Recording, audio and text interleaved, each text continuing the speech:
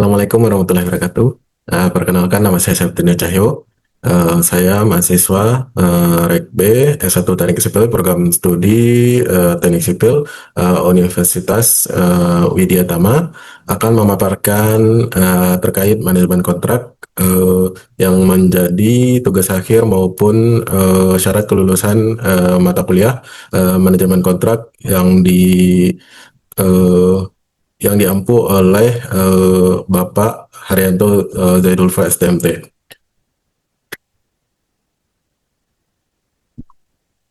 Baik, di mana manajemen kontrak tersebut, sejarah awal manajemen konstruksi pada era kuno sebelum Masehi, abad pertengahan, manajemen kontrak ini dalam bidang konstruksi memiliki sejarah yang panjang yang berkembang seiring dengan kemajuan teknologi, hukum, dan metode konstruksi. Kontrak konstruksi sendiri menjadi dasar dalam mengatur hubungan antar pemilik proyek, kontraktor, subkontraktor, dan pihak-pihak terkait lainnya untuk memastikan proyek berjalan sesuai dengan kesepakatan. Nah, sejarah awal kontrak dalam konstruksi ini pada era kuno, yaitu sebelum Masehi sampai dengan abad pertengahan, di mana pada era Mesir kuno, Yunani, dan Romawi, eh, konstruksi bangunan konstruksi-konstruksi bangunan besar seperti piramida, kuil, dan stadion dilakukan dengan sistem perbudakan dan tenaga kerja upahan. Nah, pada masa ini tidak ada kontrak tertulis dalam bentuk modern, tetapi terdapat perjanjian lisan antara penguasa dan pekerja. Nah, pada awal era kuno ini, bukti awal tentang sistem perjanjian kerja tersebut ditemukan dalam catatan bangsa Mesir dan Romawi yang mencatat pembayaran tenaga kerja untuk pembangunan infrastruktur tersebut. Nah, di era abad pertengahan, yaitu di 500 sampai 1500 Masehi, di pembangunan katedral, benteng, dan jalan raya di Eropa didukung oleh sistem guild atau serikat pekerja, di mana kontrak kerja mulai ditulis secara sederhana untuk mengatur sistem kerja para tukang, tukang batu, tukang kayu, dan arsiteknya, di mana pada abad pertengahan ini feodalisme masih dominan, sehingga banyak proyek yang dikerjakan oleh pekerja terikat dengan tuan tanah dan kerajaan. Nah, eh, perkembangan kontrak di era industri dan abad ke-20 ini, di revolusi industri di tahun 1700 sampai 1900 Masehi, standarisasi dan regulasi awalnya itu udah mulai memunculkan revolusi industri dan meningkatkan kebutuhan akan infrastruktur besar seperti jalur kereta api, jembatan, dan gedung industri. Kontraknya udah dimulai dengan berkembangnya dengan penggunaan istilah hukum yang lebih rinci untuk melindungi hak dan kewajiban pihak terlibat. Nah, di bangsa Inggris pada abad ini memperkenalkan konsep desain bid and build, di mana pemilik proyek menyusun desain sebelum mencari kontraktor untuk melaksanakan konstruksi. Nah, selanjutnya itu kemunculan asosiasi profesi. Nah, pada abad revolusi industri ini muncullah eh, asosiasi profesi, salah satunya seperti Institution of Civil Engineer Asia di Inggris tahun 1818 mulai menetapkan standar kontrak untuk pekerjaan sipil. Nah, pada abad ke-20, kontrak modern dan regulasi mulai muncul, eh, di mana pembangunan fasilitas militer, rekonstruksi pasca perang memerlukan sistem kontrak yang lebih kompleks. Di pemerintah sendiri mulai menetapkan standar kontrak konstruksi yang lebih formal dengan klausul tentang harga, tenggat waktu, dan penalti keterlambatan. Selanjutnya, standarisasi internasional dan pada era digital.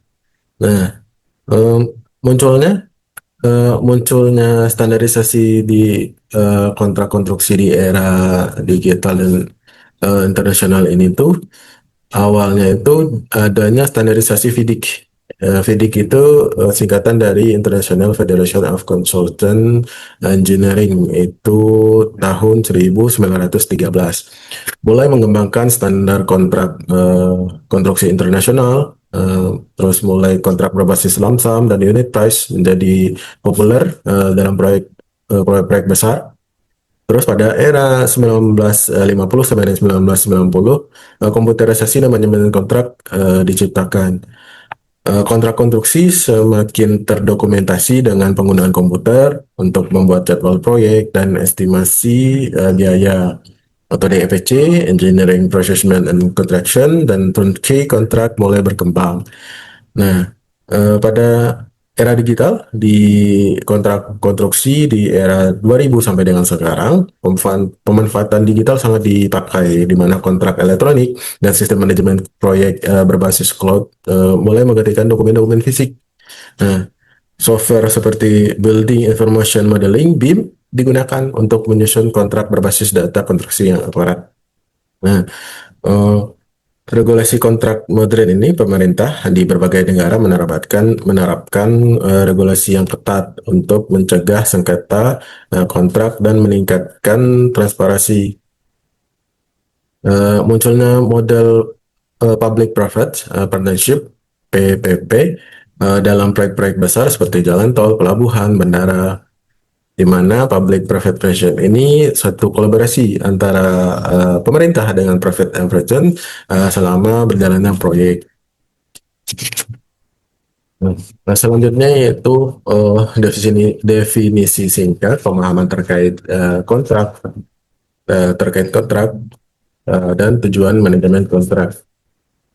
Hmm, Kontrak merupakan Black's Law Dictionary atau eh, perjanjian antara dua atau lebih beberapa pihak yang menciptakan kewajiban yang dapat ditegakkan oleh hukum. Nah, kontrak kerja konstruksi ini sendiri di Indonesia diatur dalam Undang-Undang Nomor 2 Tahun 2017 tentang Jasa Konstruksi di Indonesia. Kontrak kerja konstruksi adalah kesepakatan antara pengguna jasa dan penyedia jasa dalam pelaksanaan jasa konstruksi yang memuat hak dan kewajiban para pihak. Hmm. Tujuan dari manajemen kontrak ini sendiri yaitu proyek berjalan sesuai dengan eh, memastikan proyek berjalan sesuai dengan kontrak, mengelola perubahan dan klaim yang terjadi selama pelaksanaan proyek, menghindari sengketa hukum antar pihak tersebut. Nah, teori hukum dalam kontrak konstruksi ada Research, von Segni, dan Dacker, di mana di Research yaitu teori kontrak secara sosial. Menurut Research, perjanjian sosial yang mengikat para pihak dalam hubungan hukum yang adil. Sedangkan von Segnin itu teori perikatan, kontrak menciptakan hubungan hukum berupa perikatan untuk memenuhi kewajiban yang disepakati. Nah, untuk teori risiko, Drucker, kontrak harus mengatur pembagian risiko untuk mengurangi ketidakpastian hukum.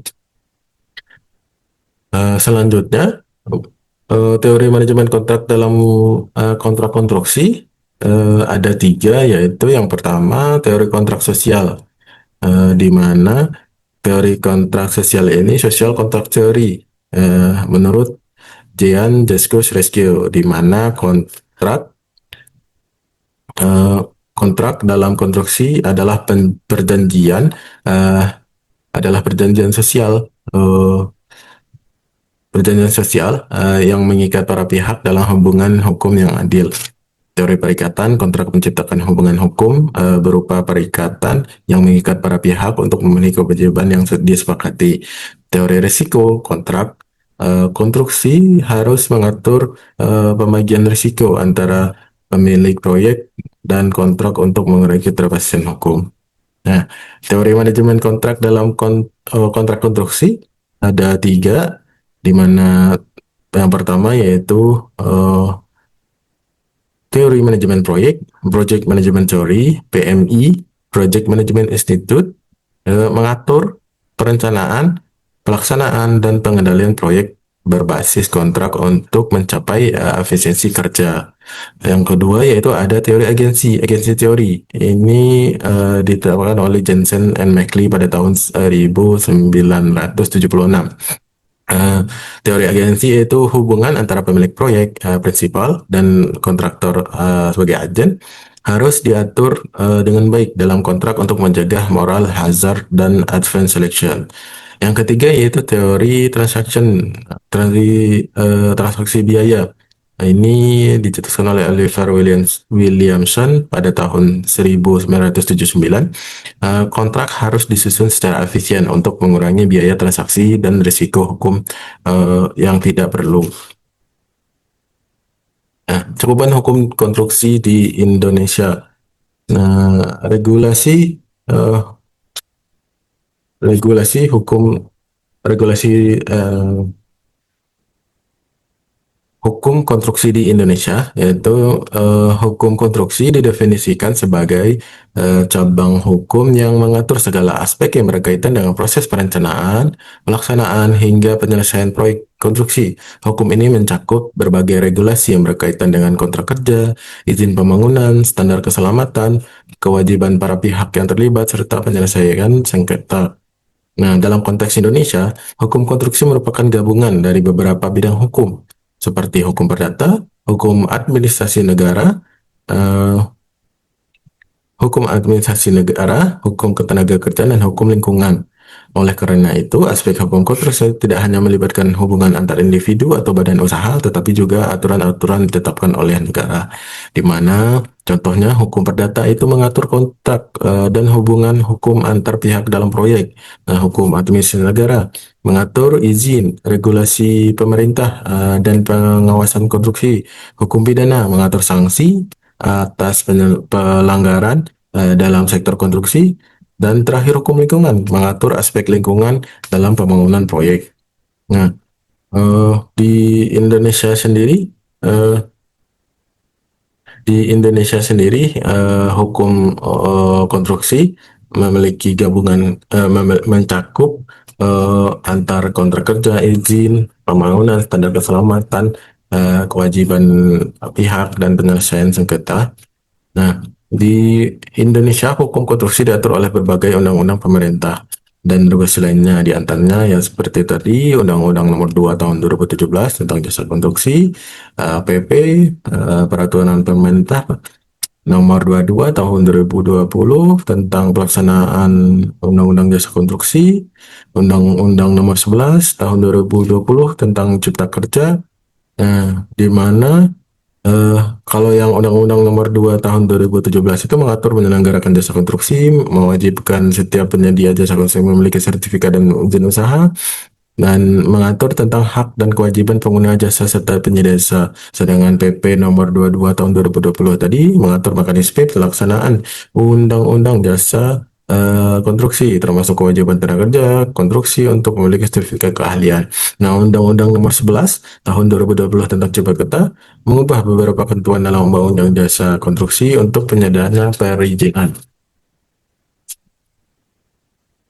Eh, ada lagi selanjutnya seperti Peraturan Menteri PUPR Nomor 10 Tahun 2001 mengatur sertifikasi registrasi tenaga kerja konstruksi, KUH Perdata dan KUH Pidana, mengatur hubungan kontraktual dalam proyek konstruksi serta sanksi terhadap kelalaian atau pelanggaran hukum, Undang-Undang Nomor 28 Tahun 2002 tentang bangunan gedung, mengatur perencanaan, pembangunan, pemanfaatan, dan pembongkaran gedung. Nah, yang terakhir ada Undang-Undang 32 tahun 2009 tentang eh, perlindungan dan pengelolaan lingkungan hidup, yaitu mengatur tentang analisis mengenai dampak lingkungan AMDAL dalam proyek. Eh, Selanjutnya itu regulasi eh, regulasi utama kontrak konstruksi di Indonesia. Seperti yang sudah dijelaskan tadi bahwa Undang-Undang Nomor 2 Tahun 2017 tentang Jasa Putri ini mengatur segala terkait penyelenggaraan maupun kewajiban dalam jasa konstruksi, sehingga semuanya itu teratur. Ya, salah satu kecilnya itu mewajibkan sertifikasi dan izin usaha. Eh, Tadi juga ada PP nomor 22 tahun 2020 mengatur mekanisme pelaksanaan undang-undang peraturan jasa konstruksi, terus undang-undang nomor 11 tentang cipta kerja dan regulasi teknis dari PUPR, dan, di mana itu mengatur standar dokumen kontrak kalau dalam hal oh, yang sering kita ini. Nah, aspek penting dalam kepatuhan hukum. Aspek penting dalam aspek penting dalam kepatuhan hukum. Hmm. Kontrak konstruksi. Kontrak konstruksi itu dokumen hukum yang mengatur hak dan kewajiban antara pemilik proyek, owner, dan penyedia jasa, kontraktor. Nah, eh, jenis-jenis kontrak konstruksi meliputi kontrak lamsam, kontrak harga satuan, kontrak desain dan desain and build, serta kontrak turnkey. Contohnya ya proyek pembangunan jembatan. Contohnya seperti istilahnya ada proyek pembangunan jembatan yang dikontrakkan kepada perusahaan konstruksi dengan nilai kontrak 10 M gitu. Selanjutnya itu perizinan dan regulasi. Setiap proyek konstruksi harus memiliki izin seperti izin mendirikan bangunan IMB, izin lingkungan dan AMDAL, analisis mengenai dampak lingkungan. Dan selanjutnya itu dengan pastinya ada harus keselamatan dan kesehatan kerja konstruksi. Ketiga, di mana ketiga ini mengacu kepada standar keselamatan dalam proyek konstruksi untuk mengurangi risiko kecelakaan kerja. Nah, contohnya seperti penggunaan alat pelindung diri APD pada pekerjaan lokasi-lokasi pembangunan konstruksi. Nah, berikut adalah pihak-pihak yang terlibat dalam konstruksi. Siapa saja sih pihak-pihak atau orang-orang atau lembaga yang dalam eh, kontrak tersebut yang akan terlibat, tentunya kontrak konstruksi.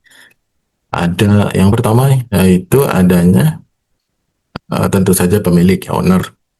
Eh, si owner ini tuh eh, merupakan yang menjadi awal dari pengadaan tender untuk memilih kontraktor yang akan melaksanakan proyek.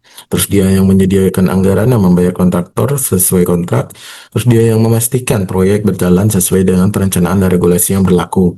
Nah, contohnya si owner ini seperti pemerintah atau seperti halnya di saya sekarang bekerja di pemerintah Pemprov Jawa Barat, yaitu Pemprov Jawa Barat di unit kerja Dinas Perhubungan. Nah, pemerintah Pemprov Jawa Barat ini membangun jalan usaha perkebunan dan menunjuk kontraktor melalui sistem eco-chasing atau tender gitu. Yang kedua itu pihak yang terlibat ada kontraktor. Kontraktor ini melaksanakan pekerjaan konstruksi sesuai kontrak, memastikan tenaga kerja dan peralatan sesuai dengan spesifik proyek, dan dia bertanggung jawab atas kualitas hasil pekerjaan karena dia yang ngerjain gitu kan.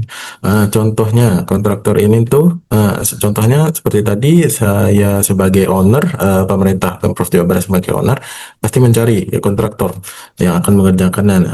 Kontraktor ini itu akan membangun proyek yang akan Pemprov Jawa Barat adain, yaitu jalan produksi perkebunan. Nah, sesuai dengan desain yang disetujui oleh tentunya pemilik proyek yaitu Pemprov Jawa Barat tadi.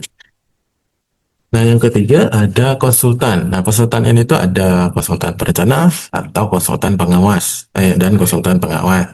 Di mana kalau misalkan konsultan perencana tentunya merancang proyek konstruksi sesuai dengan standar dan teknis keselamatan, dan tentunya sesuai dengan teknis yang eh, di mau oleh si owner tadi. Yang kedua yaitu setelah merencanakan, karena dia konsultan perencana pasti ada konsultan pengawas, yaitu dia mengawasi jalannya proyek agar sesuai spesifikasi yang telah disepakati. Nah, itu spesifikasi perencanaan yang telah dia bikin tadi disepakati menjadi kontrak, dan si pengawas ini ketika berjalannya suatu proyek, dari pengawas harus mengawasi proyek tersebut. Contohnya konsultan eh, konsultan perencana teknis perencana khususnya perencana skala kecil ya, kalau misalkan dengan proyek yang tadi di Pemprov Jawa Barat kan jalan produksi perkebunan yaitu jalan kecil, jadi mungkin konsultan perencana itu merancang jalan tersebut dengan spesifikasi misalkan di dalam kebun lebar, panjang, teknis, oh kekuatan betonnya berapa gitu dirancang oleh satu perencana. Nah, eh, selain di kontraktor konsultan itu eh, ada subkontraktor, itu ada pihak-pihak eh, apa ya namanya itu pihak bukan selip, ada pihak tertentu yang bisa ada enggak gitu subkontraktor, di mana subkontraktor itu tuh melaksanakan bagian pekerjaan tertentu ini yang diserahkan oleh kontraktor utama gitu. Jadi di nomor dua ini tuh ada eh, panah bawah lagi seperti subkontraktor. Nah, contohnya nih subkontraktor ini nih tuh menangani seperti pelaksanaan kalau misalkan tadi proyeknya jalan produksi di dalam kebun, mungkin bisa ada cut and fill tanah. Jadi si konstruktor utama ini membutuhkan subkontraktor untuk cut and fill tanah gitu. Nah, yang terakhir itu pihak yang terlibat ada pemerintah dan regulator. Pemerintah dan regulator ini tuh dia mengawasi kepatuhan terhadap regulasi hukum konstruksi, menertibkan izin dan penyelidikan pelanjaan hukum dalam proyek. Nah, contohnya Kementerian PUPR nih mengeluarkan sertifikasi tenaga kerja konstruksi gitu dan perizinan-perizinan lainnya. Nah, jenis kontrak di Indonesia. Selanjutnya itu jenis kontrak khususnya di Indonesia ya. Jenis kontrak itu eh, berdasarkan harga, ada kontrak lump sum, unit price, ya, di mana kontrak lump sum itu nilai kontrak tetap dan tidak berubah meskipun ada kenaikan harga dan material. Nah, contohnya tuh seperti pembangunan sekolah dengan anggaran tetap ya, 50 miliar. Jadi di awal ketika kontrak disepakati jenis kontraknya apa, kemudian kontraknya lump sum, nilai harganya 50. Nah, ketika ada perubahan nilai harga sepanjang perjalanan pelaksanaan proyek, harga barang material pun, nah si harga kontrak ini tuh tetap sampai akhir 50 M. Nah, kedua yaitu ada kontrak harga satuan atau unit price.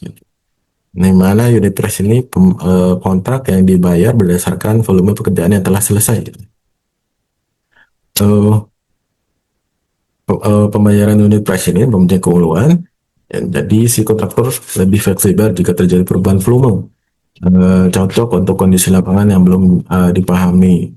Ya, seperti contohnya tadi kan kalau ketika proyek di dinas saya Pemprov Jawa Barat, kita melakukan eh, pelaksanaan proyek di dalam kebun yang belum tahu keadaan gimana kondisi lahan dan sebagainya.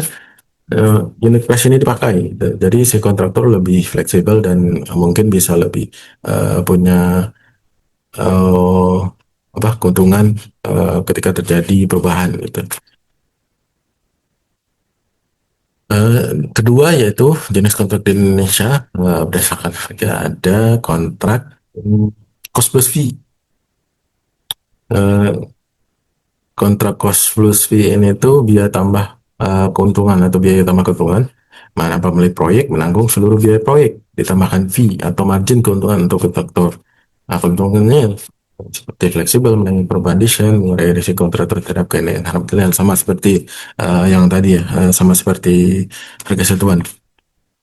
Contohnya seperti penanganan proyek-proyek restorasi bangunan bersejarah. Nah, ini kan soalnya eh, kondisi kontraktualnya belum tentu, jadi ada kemungkinan untuk perubahan dan lainnya gitu. Eh, Selanjutnya yaitu jenis kontrak berdasarkan pekerjaan, design and build.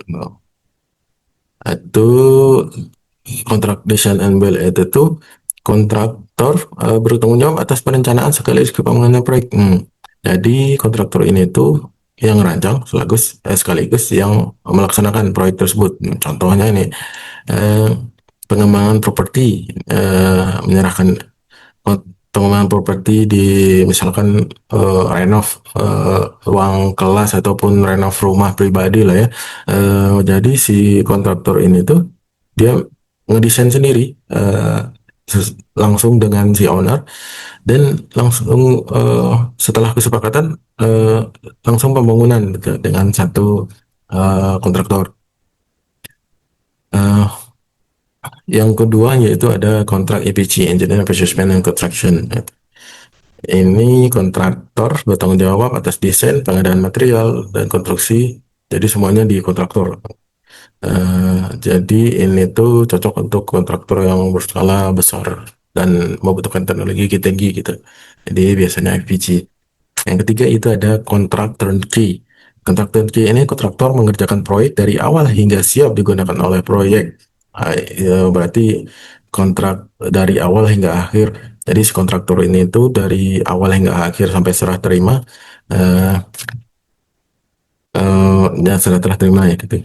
Contohnya seperti kontrak pembangunan pabrik, di mana kontraktor menyerahkan pabrik hingga siap beroperasi. Nah, jenis kontrak berbasis pembiayaan jangka panjang. Ada kontrak BOT, Build Operate Transfer, mana kontraktor membangun, mengoperasi untuk jangka waktu tertentu, uh, lalu menyerahkan aset ke pemilik proyek. Itu sama kayak turnkey tadi.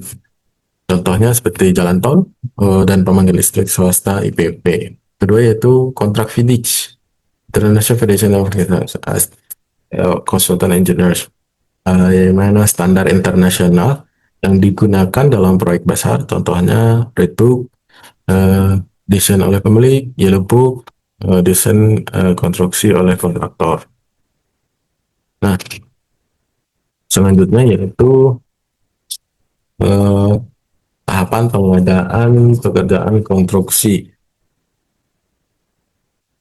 Tahapan pengadaan pekerjaan konstruksi ini itu eh, tahapan pengadaan pekerjaan konstruksi dan jasa konsultasi konstruksi ini tuh dilaksanakan agar pengadaan berjalan lancar dan sesuai aturan terhadap beberapa tahapan utama dalam proses. Nah, tahapan-tahapan ini tuh diadakan untuk keberlancaran dan sesuai aturan untuk konstruksi pekerjaan konstruksi tersebut.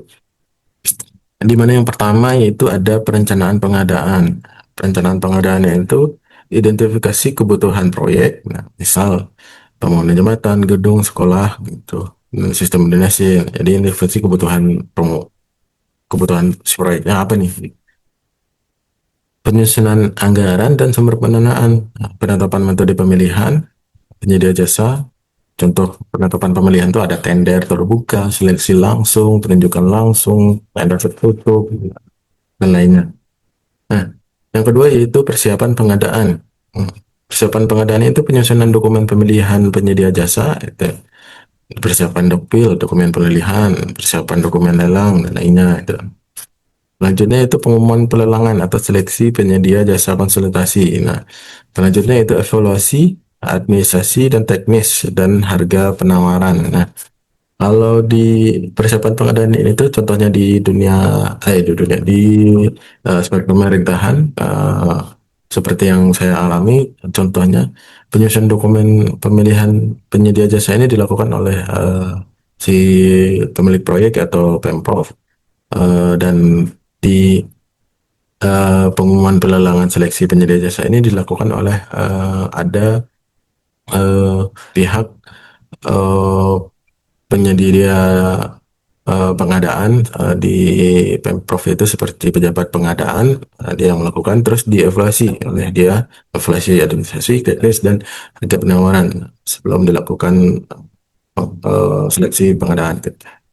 Yang ketiga yaitu pelaksanaan kontrak. Nah, setelah terpilihnya kontraktor atau pihak ketiga untuk pelaksanaan proyek tersebut, setelah pengadaan ada yang terpilih, nah dilaksanakanlah kontrak. Mana pelaksanaan kontrak itu penandatanganan kontrak antara penyedia jasa dengan pengguna jasa, pelaksanaan proyek sesuai spesifik teknis yang telah ditetapkan di dalam kontrak juga ada, dan pengawasan dan evaluasi berkala untuk memastikan proyek berjalan sesuai rencana. Semuanya itu ada dalam kontrak.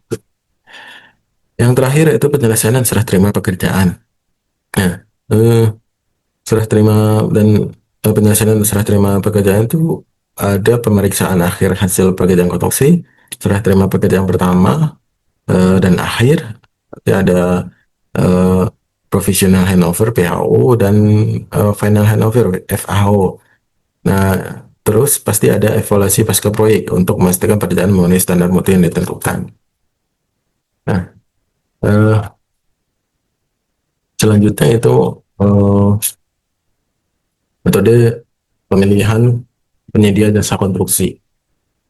Metode pemilihan jasa konstruksi dan konsultasi dalam pengadaan konstruksi dan jasa konsultasi, pemilihan penyedia jasa harus dilakukan secara kompetitif dan transparan. Nah, berikut metode yang diumumkan. Nah, ada beberapa metode pemilihan untuk pekerjaan konstruksi. Nah, untuk pekerjaan konstruksi yaitu ada tender umum, ada tender terbatas, ada seleksi langsung dan penunjukan langsung. Nah, tender umum ini tuh metode kompetitif terbuka bagi semua penyedia jasa yang memenuhi syarat. Jadi, tender umum ini tuh ketika pejabat penyedia pejabat pengadaan membuka sistem untuk tender. Jadi dibuka secara umum. Jadi semua kontraktor maupun pihak ketiga itu bisa melihat di sistem tersebut bahwa ada proyek gitu. Nah, tanda terbatas. Nah, tanda terbatas ini tuh hanya penyedia jasa tertentu yang diundang. Biasanya untuk proyek-proyek yang kompleks. Jadi, tender terbatas ini tuh ketika PP pejabat pengadaan mengumumkan suatu proyek. Nah, ini tuh hanya disampaikan ke beberapa pihak ketiga jasa tertentu yang diundang dengan spesifikasi karena ada spesifikasi teknis yang telah disortir gitu atau difilter gitu. Jadi hanya beberapa yang diundang gitu karena dia sesuai dengan ketentuan. Selanjutnya itu ada seleksi langsung. Seleksi langsung ini digunakan untuk pekerjaan yang nilai kontraknya tertentu dan kondisi khusus. Nah, jadi misal nih ada satu proyek yang benar-benar khusus dilakukan oleh kontraktor atau penyedia pihak ketiga yang memiliki skill khusus atau peralatan khusus gitu. Jadi pelaksanaan pemilihannya itu pasti melakukan seleksi langsung karena hanya beberapa yang bisa gitu atau hanya satu pihak yang bisa gitu. Selanjutnya yang terakhir itu ada penunjukan langsung. Nah, penunjukan langsung ini dilakukan dalam keadaan darurat atau untuk penyedia jasa yang memiliki hak eksklusif. Jadi biasanya kalau misalkan penunjukan langsung ini itu eh, ketika ada proyek-proyek pasca bencana atau proyek-proyek yang tidak terduga gitu, yang ketika harus langsung dikerjakan, misalkan eh, apa? Hmm, seperti proyek apa ya yang kemarin di jalan tol Sumedang itu yang pergeseran tanah di di dinding jalan tolnya itu tuh. Nah, si proyek tersebut langsung dipenunjukkan langsung karena harus ditindak langsung gitu. Oh, selanjutnya itu etika dan transparansi dalam pengadaan. Etika dan transparansi dalam pengadaan konstruksi. Nah, agar pengadaan berjalan dengan adil dan akuntabel, diperlukan prinsip-prinsip sebagai berikut. Yaitu prinsip-prinsip agar pengadaan berjalan dengan adil dan akuntabel ada transparansi, kompetisi yang sehat, akuntabilitas, dan anti korupsi. Nah, transparansi transparansi itu semua proses harus terbuka dan dapat diaudit. Jadi proses pengadaannya itu harus terbuka. Harus terbuka dan tidak tertutup lah, tidak dirahasiakan, gitu, tidak ditutup-tutupi. Nah, kompetisi yang sehat, ya. Tidak ada monopoli atau pengaturan tender yang merugikan. Nah, ini nih yang menjadi garis merah nih. Jadi pengadaan konstruksi itu tuh eh, tidak boleh mentang-mentang apa ya namanya kalau misalkan istilah itu eh, konflik kepentingan gitu. Entah dia saudara atau apa, jadi memonopoli gitu si tender ini tuh gitu. Yang selanjutnya itu akuntabilitas. Semua pihak bertanggung jawab atas keputusan atau tindakan mereka. Jadi akuntabilitas ini tuh semua pengadaan ini tuh akuntabel, itu tercatat dan bisa ditanggungjawabkan gitu. Terakhir itu pastinya ada anti korupsi. Jadi si dalam proses pemilihan pengadaan konstruksi ini tuh harus menghindari seperti suap, kolusi, nepotisme eh, dalam pengadaannya. Nah, ada diagram, 8 diagram gitu kan. Ada diagram etika pengadaan gitu kan. Eh, 8 circle terkait etika pengadaan. Mana yang pertama ada tertib dan tanggung jawab. Jadi si pemilihan pengadaan konstruksi ini itu harus tertib dan tahu. Dua yaitu profesional, mandiri dan menjaga rahasia. Jadi antara pihak pengadaan maupun pihak ketiga yang akan mengadakan seleksi itu harus profesional, mandiri dan menjaga rahasia. Yang ketiga yaitu ada apa nih? Eh, Tidak saling mempengaruhi gitu. Jadi nggak boleh ada intervensi yang aneh lah dalam proses pelaksanaan. Jadi misalkan pihak ketiga mempengaruhi si pejabat pengadaan gitu, atau mempengaruhi si pihak ketiga lainnya yang lagi bersaing gitu, nggak boleh. Terus mencegah pemborosan, terus menghindari penyalahgunaan wewenang. Nah, yang terakhir yaitu menghindari konflik of interest. Nah, selanjutnya yaitu eh, persiapan kontrak, konsep, dan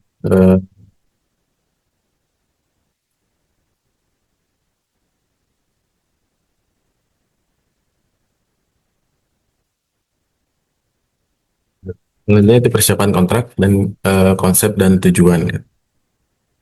Eh, Pengertian persiapan kontrak pekerjaan konstruksi, yaitu persiapan kontrak pekerjaan konstruksi adalah tahap awal sebelum kontrak resmi dibuat dan tanda tangani oleh pihak-pihak terkait dalam proyek konstruksi.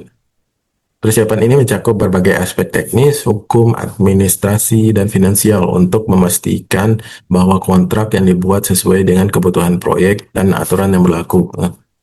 Eh, Persiapan kontrak bertujuan untuk mengidentifikasi ruang lingkup pekerjaan, menentukan hak dan kewajiban para pihak, mengantisipasi potensi risiko, serta menghindari sengketa di masa mendatang. Nah, proses ini melibatkan pemilik proyek, kontraktor, konsultan hukum, dan pihak-pihak yang terlibat dalam proyek konstruksi. Yang kedua itu rancangan kontrak. Rancangan kontrak ini itu dokumen awal yang memuat ketentuan atau draft. Rancangan kontrak pekerjaan konstruksi adalah dokumen awal atau draft kontrak yang memuat ketentuan-ketentuan utama dalam proyek konstruksi. Dokumen ini dibuat berdasarkan hasil persiapan kontrak dan akan menjadi acuan dalam negosiasi sebelum kontrak final disepakati dan ditandatangani.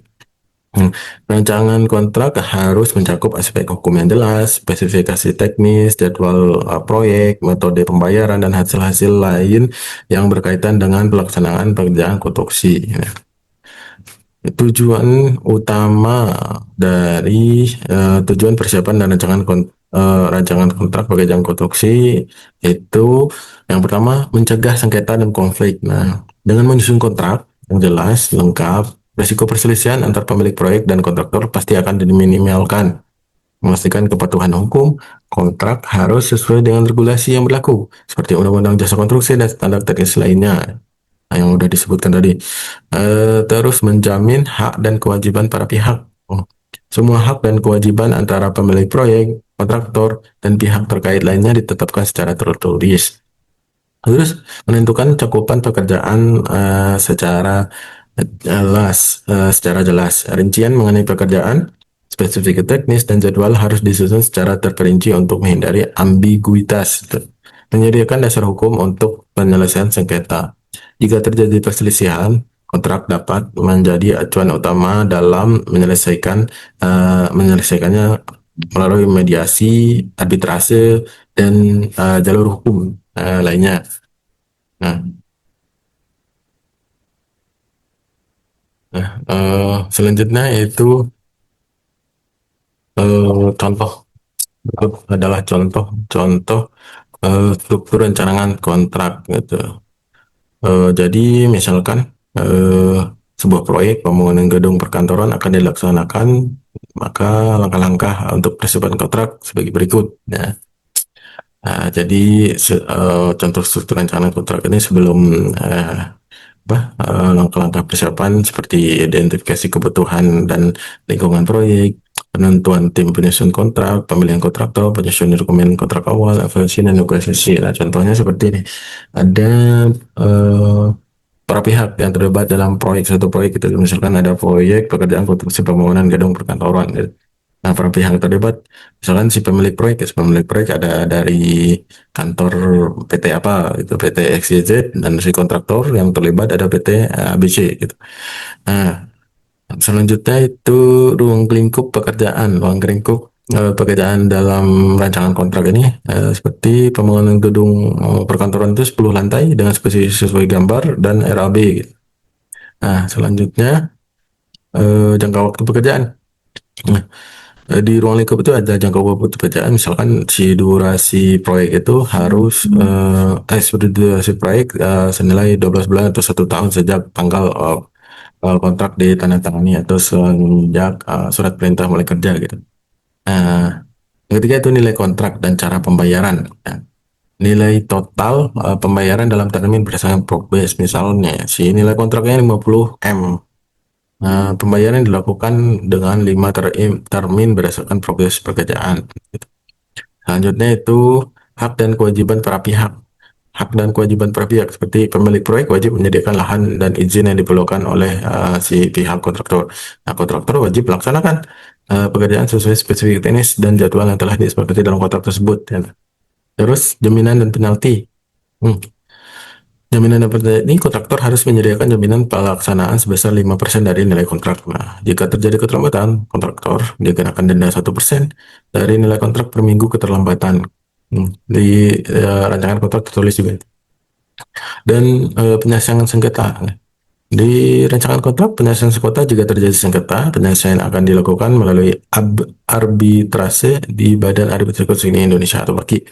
Nah, itu klausul pemutusan kontrak. Nah, ada di dalam rancangan kontrak ada klausul pemutusan kontrak. Kontrak dalam bisa dihentikan jika salah satu pihak tidak memenuhi kewajiban sesuai dengan ketentuan yang telah seperti.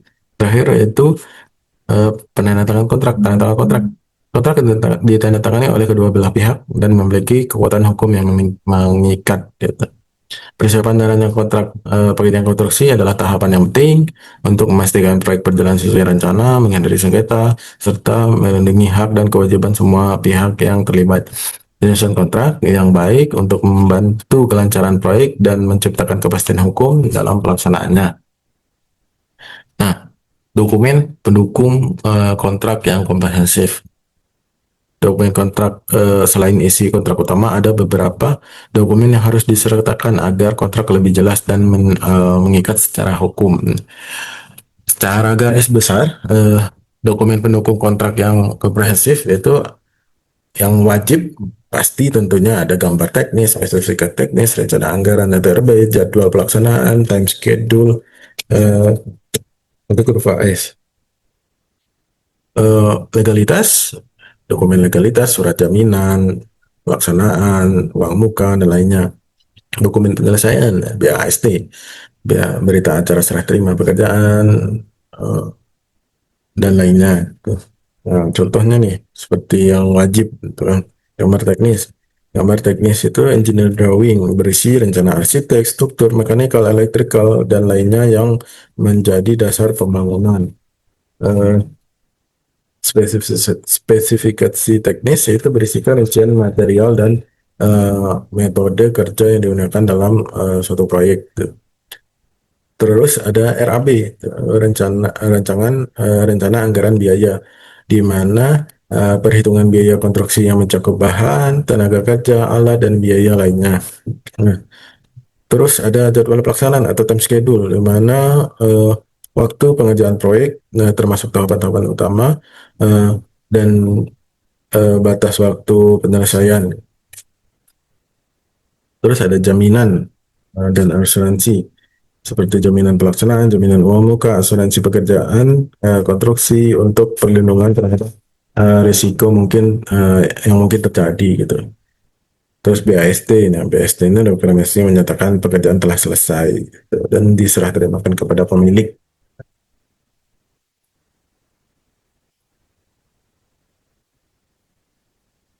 Nah, selanjutnya ada eh, SKK atau eh, SKK atau syarat khusus kontrak konstruksi. SKK ini mengatur hal-hal teknis dan administratif yang lebih spesifik dan pelengkap dari syarat-syarat umum tadi. Syarat khusus kontrak konstruksi,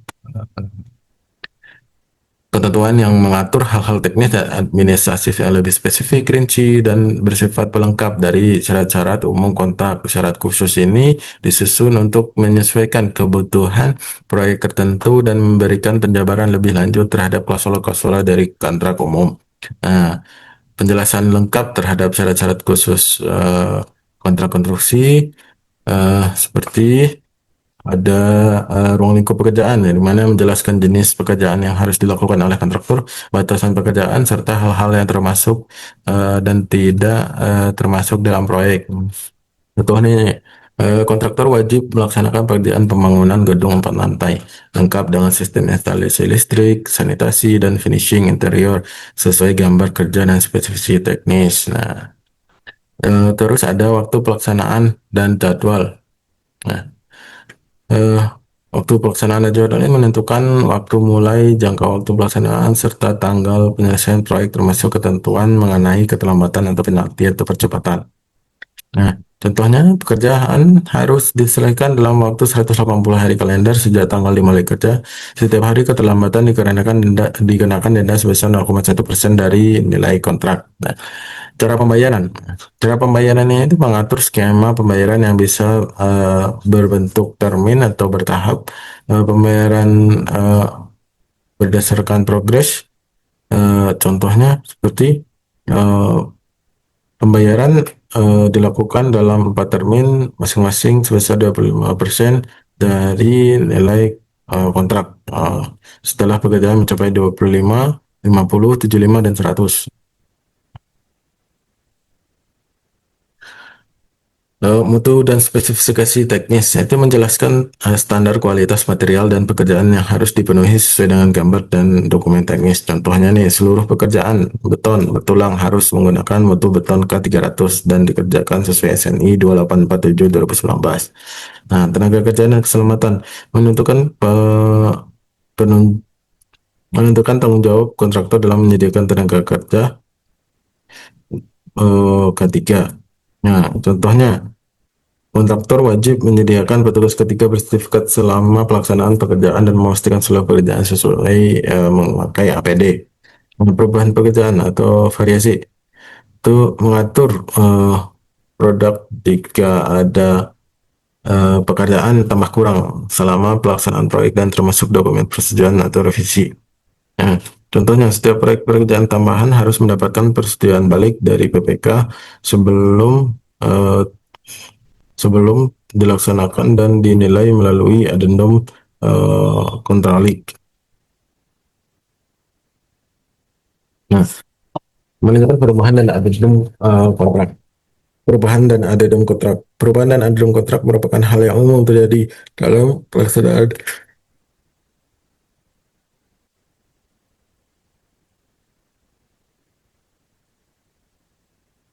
Perubahan dan adendum kontrak merupakan hal yang umum terjadi dalam pelaksanaan suatu perjanjian atau proyek. Ya, terutama jika kontrak tersebut berlangsung dalam jangka waktu panjang atau eh, melibatkan banyak pihak dan variabel. Nah, berikut penjelasan detail mengenai perubahan dan adendum kontrak berstatus. Nah, perubahan kontrak itu memodifikasi terhadap isi kontrak luar lingkup, harga, jadwal terjadi karena nah ini itu terjadi karena kondisi lapangan, force major, dan permintaan owner. Adendum kontrak itu dokumen yang tertulis mencatat perubahan. Nah, perubahan harus disepakati secara tertulis, menyebutkan eksplisit yang diubah dan ditangani semua pihak gitu. Hmm, contohnya nih perubahan kontrak.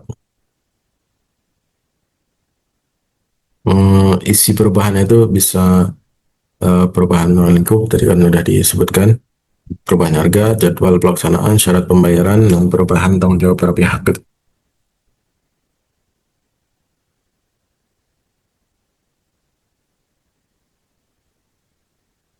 Contohnya nih, contohnya perubahan kontrak, misal sebuah kontrak pengadaan konstruksi jalan senilai 5 M dengan waktu pelaksanaan 6 bulan. Di tengah proyek, diketahui bahwa kondisi tanah lebih labil dari yang diberikan sehingga perlu penguatan kondisi tambahan.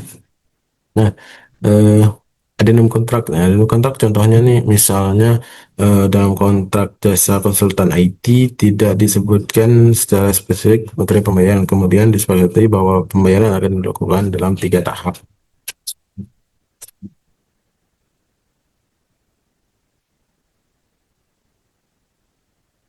Nah, addendum kontrak itu berdasarkan perjanjian kerjasama nomor 1 PKS dan IT dalam lima, contohnya nih, maka kedua pihak sepakat menambahkan pasal mengenai skema pembayaran sebagai berikut. Ada 3 tahap: 30% saat kontrak ditangani, 40% saat pekerjaan mencapai 50%, dan 30% saat pekerjaan selesai dan disetujui gitu. Dan ini merupakan bagian yang tidak terpisah dalam kontrak utama. Pemutusan kontrak dan pengakhiran kontrak. Pemutusan kontrak dan pengakhiran kontrak adalah dua konsep dalam hukum perjanjian yang sering disalahartikan, padahal keduanya memiliki perbedaan yang sangat penting. Nah, pertama itu pemutusan kontrak, termination of breach. Pemutusan kontrak terjadi karena salah satu pihak melanggar isi perjanjian. Akibatnya, pihak yang dirugikan berhak mengakhiri kontrak secara berpihak dan mungkin menuntut ganti rugi. Nah, contohnya itu perusahaan A dan B sepakat untuk melakukan kontrak bahwa si A ini tuh akan mengirim barang setiap minggu, namun si A ini tuh tiba-tiba berhenti mengirim tanpa alasan yang sah. Pihak B berhak memutus kontrak karena si pihak A kurang jelas atau melanggar. Nah, selanjutnya yaitu pengakhiran kontrak, termination by agreement atau expiry. Pengakhiran kontrak terjadi karena kontrak berakhir dengan sendirinya atau eh, eh, apa misalnya karena waktu berakhir atau kesepakatan bersama. Contohnya nih, perusahaan X dan Y menandatangani kontrak eh, untuk bekerja menandatangani kontrak untuk bekerja sama selama 1 tahun. Setelah 1 tahun kontrak eh, otonomis berakhir, atau kedua belah pihak sepakat untuk mengakhiri kontrak sebelumnya. Nah, eh,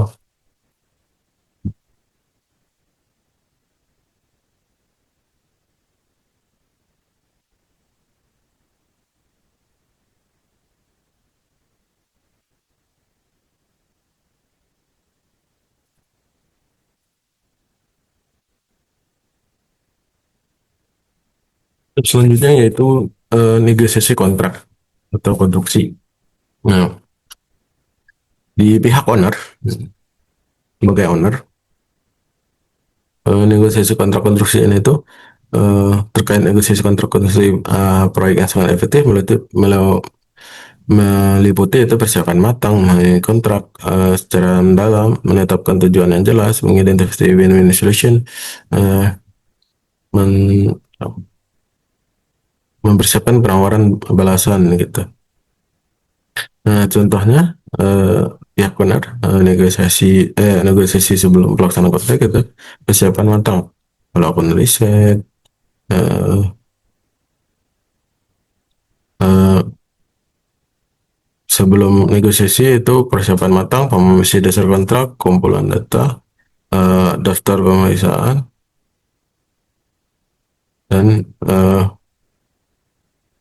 dan identifikasi poin fleksibilitas. Nah, selama negosiasi, eh, tetapkan tujuan win-win. Berfokus pada sosialisasi yang menguntungkan kedua belah pihak untuk menciptakan hubungan jangka panjang yang harmonis. Nah, Kedua itu jadilah apa pendengar yang baik. Dengan dengarkan dengan seksama dan pandangan dan kebutuhan kontraktor untuk memastikan tipe yang lebih baik gitu. Bersikap profesional dan fleksibel, kreatif dalam sosial, dan siapkan penawaran balasan. Nah, selanjutnya itu eh, teknis negosiasi kontraktor. Nah, ini dari sudut pandang si kontraktor. Dari pihak kontraktor, sebagai kontraktor, teknik negosiasi kontrak kontraksi yang efektif melalui persiapan matang, dokumen, preset, daftar periksa, dengan menekankan fleksibilitas dan kreativitas, transparansi mengenai biaya dan risiko, serta kemampuan mendengarkan, menjaga hubungan baik dengan pihak lain untuk menciptakan kesepakatan yang adil dan saling menguntungkan. Nah, tahapan persiapannya itu pahami kontrak dan dokumen terkait, ketahui unsur-unsur kontrak yang sah, analisis intervensi, buat daftar biaya lengkap termasuk analisa, eh, terus oh, apa anggaran, eh, konsensi, cadangan dana atau sumber daya keuangan yang dialihkan untuk eh, untuk eh, menutupi biaya tak terduga atau risiko yang mungkin timbul selama pelaksanaan sebuah proyek. Dan dana ini berfungsi sebagai penjaga keuangan atau asuransi. Nah, selanjutnya jenis-jenis risiko dalam proyek konstruksi.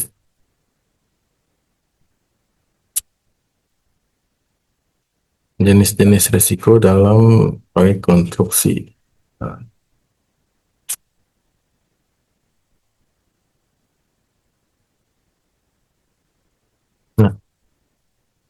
Nah, jenis-jenis risiko dalam proyek konstruksi yaitu setiap proyek konstruksi menghadapi berbagai risiko yang harus dikelola dengan baik agar tidak menyebabkan keterlambatan atau memakan biaya. Nah, jenis-jenisnya itu ada satu, risiko finansial, risiko teknis, risiko lingkungan, risiko hukum, dan risiko manajemen.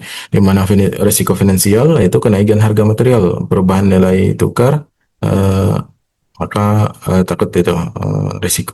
Risiko teknis yaitu kesalahan desain, kegagalan struktur, atau ketidaksesuaian spesifikasi. Risiko lingkungan, cuaca ekstrim, bencana alam, dan dampak lingkungan dari proyek. Gitu. Risiko hukum, nah risiko hukum ini itu perselisihan kontrak antara eh, risiko hukum ini itu perselisihan kontrak atau tuntutan hukum dari pihak ketiga atau perubahan regulasi. Nah, terakhir itu risiko manajemen.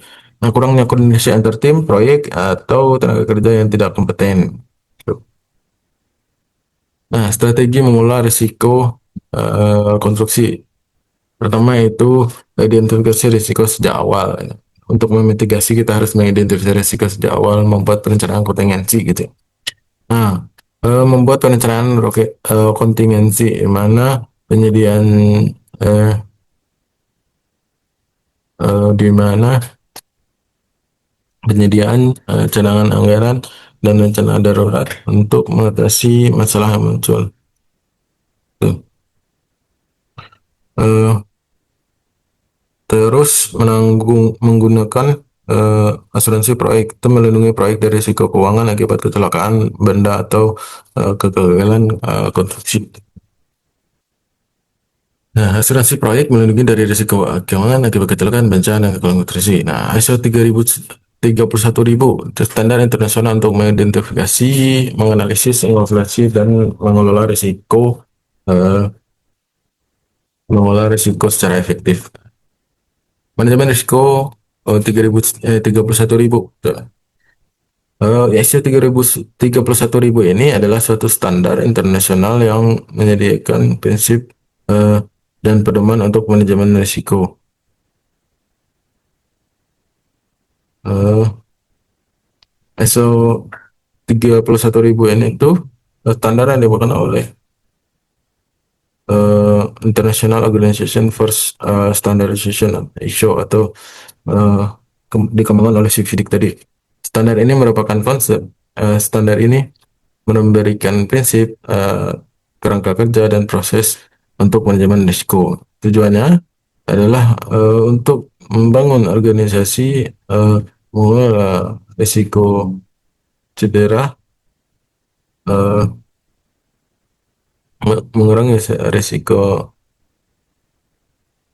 sistem apa mengurangi mengelola risiko secara sistematis, transparan dan kredibel.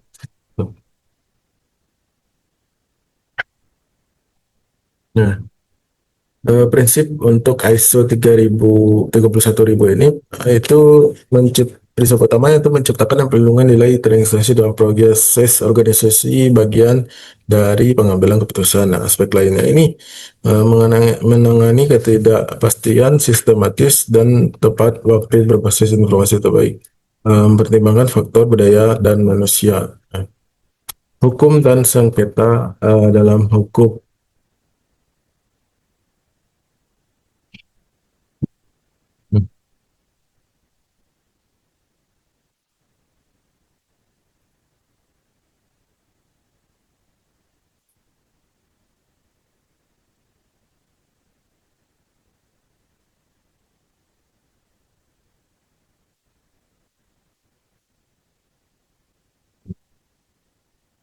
Klaim dan sengketa dalam hukum. Klaim itu pernyataan atau tuntutan atas hak kepemilikan atau ganti rugi, dapat diselesaikan secara damai.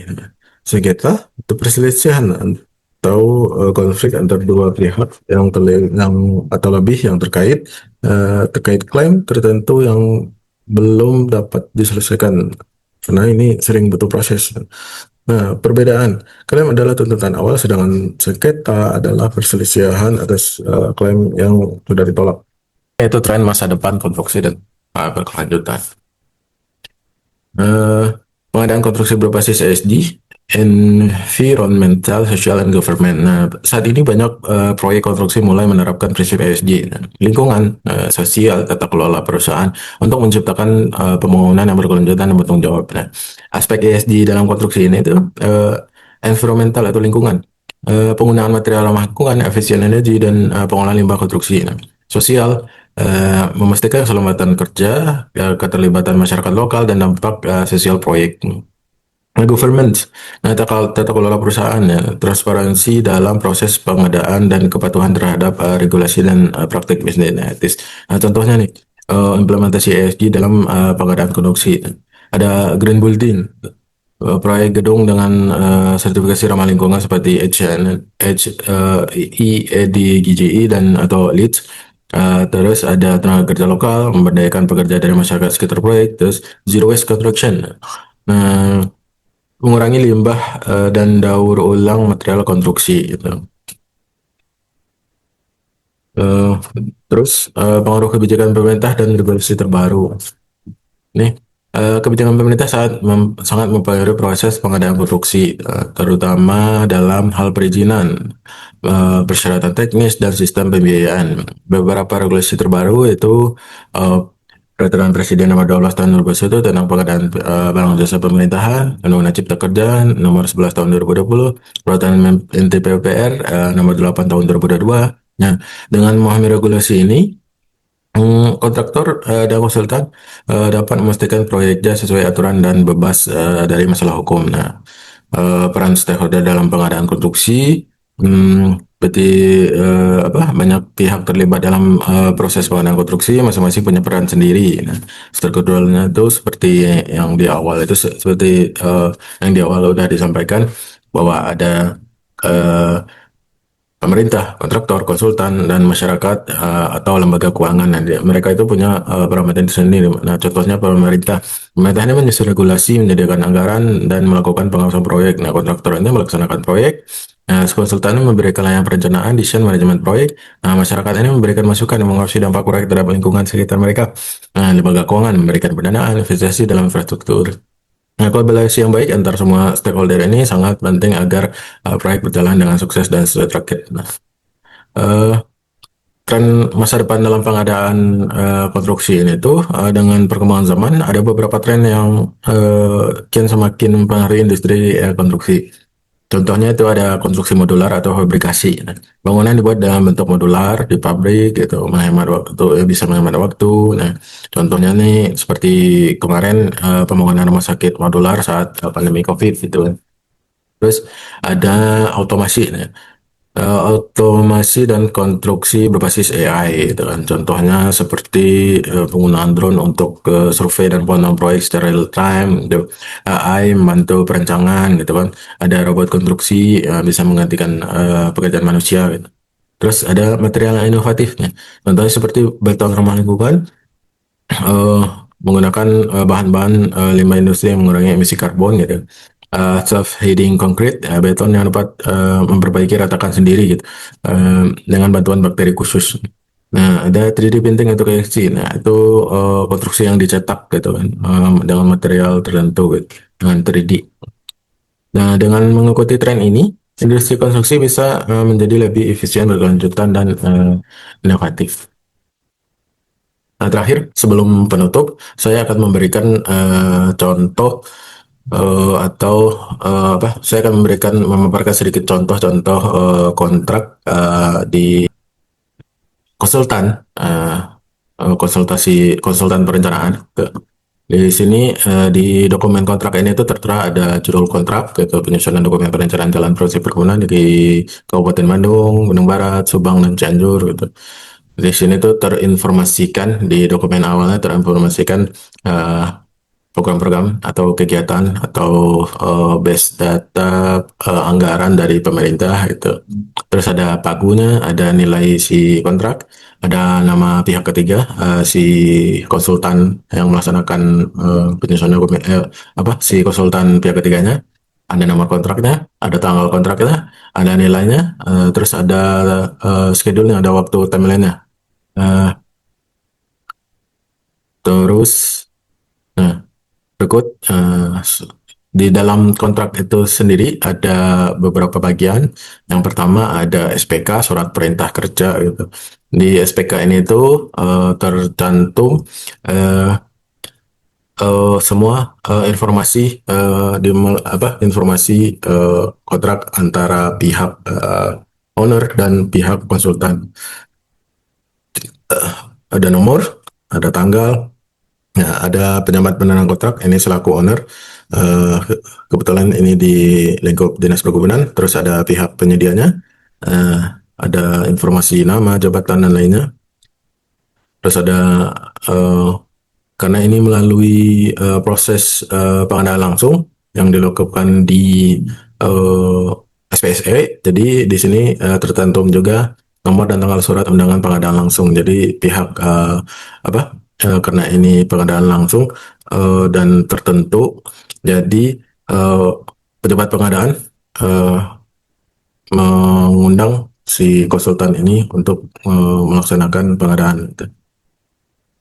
Nama paket, nomor, terus sumber dana, terus harga kontrak. Nah, di sini tercantum sistem pembayaran, eh, ada tercantum waktu pelaksanaan. Nah, terus di sini ditandatangani oleh eh, kedua belah pihak yang terlibat, yaitu tentunya ada konsultan dan pihak pemerintah atau owner. Nah, di SPK itu sendiri tercantum juga syarat umum yang dimana ini adalah klausal yang sangat penting yang menjadi eh, apa nomenklatur yang harus yang akan menjadi pengikat bagi kedua belah pihak gitu. Seperti contohnya lingkup pekerjaannya, hukum yang berlaku, penyedia jasa konsultan yang harus mandiri, biayanya, hak kepemilikannya, wakil sah, perpajakan, pengalihan dana, jadwal, pemberian kesempatan, asuransi, penugasan personel, penanggung jawab risiko, pengawasan pemeriksaan, laporan, serah terima, perubahan SPK, dan lainnya, peristiwa kompensasi, perpanjangan waktu, pemberhentian. Di sini tercantum klausul-klausul yang akan menjadi base untuk ketika terjadi apa misalkan terjadi perselisihan atau untuk menjadi base pembayaran gitu. Nah, ini di dalam kontrak ini setelah SPK, surat perintah kerja, maka ada SPMK, surat perintah mulai kerja, gitu. Ini setelah ini ditandatangani, maka si pihak konsultan berkewajiban untuk melaksanakan tugasnya dimulai dari timeline penandatanganan. Gitu. Ini tercantum nama paketnya, tanggal mulai, syaratnya, waktu pelaksanaannya selama 21 hari kalender. Nah, jika di sini juga tercantum jika terdapat setiap keterlambatan pelaksanaan penyedia dikenakan denda keterlambatan sebesar 1/1000 atau 1/mil dari nilai SPK. Jadi tentang ini juga ada pihak. Nah, terus ada ringkasan kontraknya. Terus ada, nah setelah si konsultan selesai melaksanakan uh, pekerjaannya, pelatihan perencanaannya, si konsultan akan memberikan berita acara serah terima hasil pekerjaan kepada si pihak owner, dan pihak owner itu karena ini dari pemerintah, ketika sudah diterima, pemerintah membuat berita acara pemeriksaan hasil pekerjaan, ya. Jadi hasil pekerjaan itu diperiksa dari hasil apa, dari tanggal timeline yang sudah dilaksanakan, pihak ketiga sudah menyelesaikan, dan pihak pemerintah ataupun ownernya melakukan pemeriksaan hasil pekerjaan, gitu. Sini ada tertulis apa, pihak-pihak, terus ada spesifikasi rincian pekerjaan. Nah, ketika sudah selesai, di sini juga terinci bahwa hasil pemeriksaan, gitu. Misalkan sudah diperiksa semuanya, gitu. Nah, selanjutnya setelah berita acara pemeriksaan hasil, maka dikeluarkanlah berita acara serah terima selesai pekerjaan. Nah, dari pihak owner, gitu, dari pihak ke satu, pihak ke satu si owner atau pemerintah, pemprov sendiri, terus ada pihak kedua dari pihak pihak kedua yaitu si CV pihak ketiganya, si konsultannya. Nah, di sini dicantumkan bahwa pihak kedua telah menyerahkan hasil pekerjaan, gitu. Dan pihak ke satu telah menerima hasil pekerjaan dan telah diperiksa, gitu. Terus ditandatangani keduanya, terus lampiran berita acara serah terima itu dengan hasil pekerjaannya. Nah, nah ini selanjutnya di akhir ada berita acara selesai pekerjaan. Nah, setelah berita acara serah terima hasil pekerjaan, nah ini berita acara serah terima hasil pekerjaan yang dibuat oleh pihak konsultan ketika menyerahkan hasil sebelum diperiksa. Ini yang dari pihak konsultannya dulu, baru di pemeriksaan.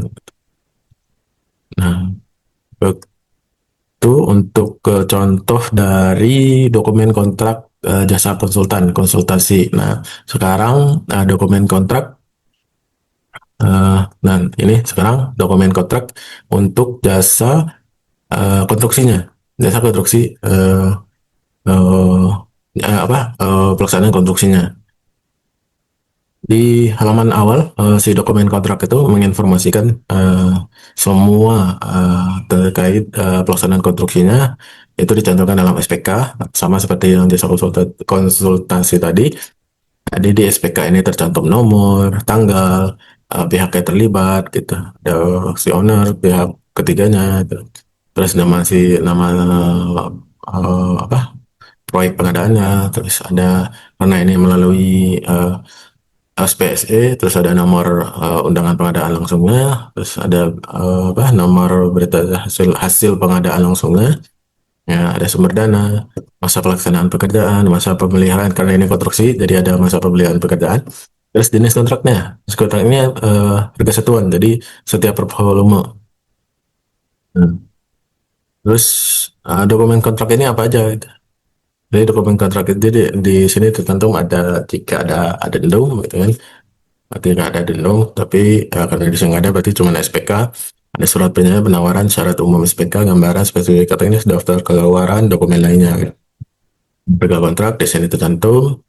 Lingkup pekerjaannya apa, di sini juga tercantum.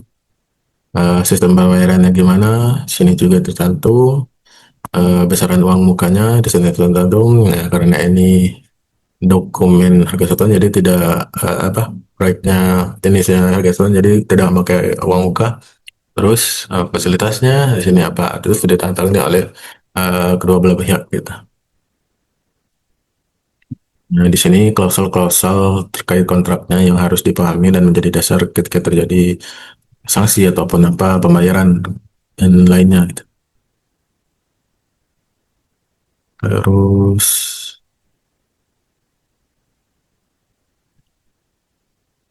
terus, nah ini sama seperti yang jasa konsultan, setelah SPK pasti ada SPMK untuk memulai pekerjaan. Nah, si SPMK ini tuh ditandai kedua pihak ketika sudah ada tanda berarti timeline untuk pekerjaan sudah dimulai, track waktunya berjalan gitu.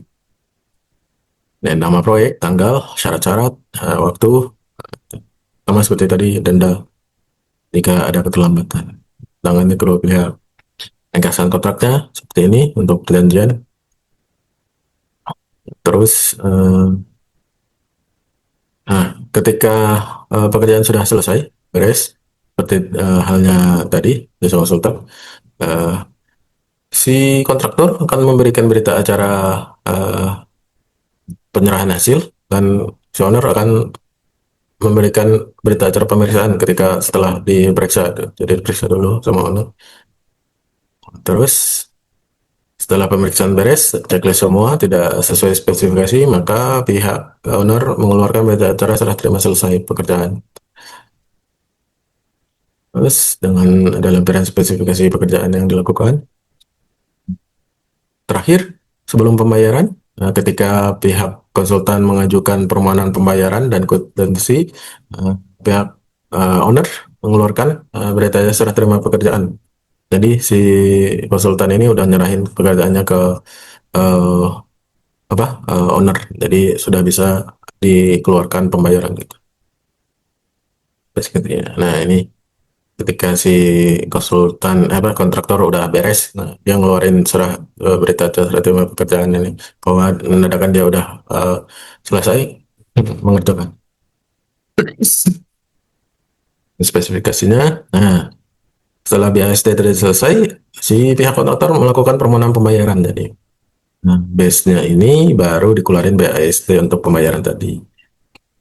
Itu eh, contoh dokumen kontrak sederhana dari proyek program pekerjaan di Dinas Perkebunan instansi pemerintah Provinsi Jawa Barat. Proses pengadaan langsung ini di apa jenis proses pengadaan langsung ini tuh dipilih karena si pagu konstruksinya itu masih di bawah 200, jadi masih dibolehkan untuk di pengadaan langsung. Jika udah melebihi di 200 menurut PP terkait eh, peraturan pengadaan eh, barang dan jasa harus menggunakan tender. Nah, ini masih bisa di pengadaan langsung. Oke, kita kembali. Manajemen kontrak dalam proyek konstruksi merupakan sebuah garis besar yang mengintegrasikan aspek hukum, teknis, dan manajemen dalam memastikan keberhasilan proyek. Nah, di mana dokumen yang disepakati berbagai pihak tersebut menjadi instrumen sangat penting untuk melindungi berbagai pihak yang terlibat. Peran penting manajemen proyek itu sendiri, ya, pertama, mengatur hubungan antar pihak, peran, hak, dan kewajiban semua pihak, mengendalikan risiko, yaitu alat mengelola dan mitigasi risiko di selama proses persiapan pengadaan sampai pelaksanaan selesainya proyek.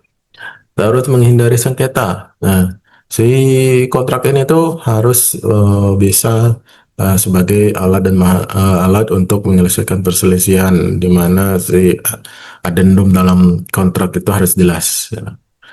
Cukup sekian pemaparan dari saya. Terima kasih.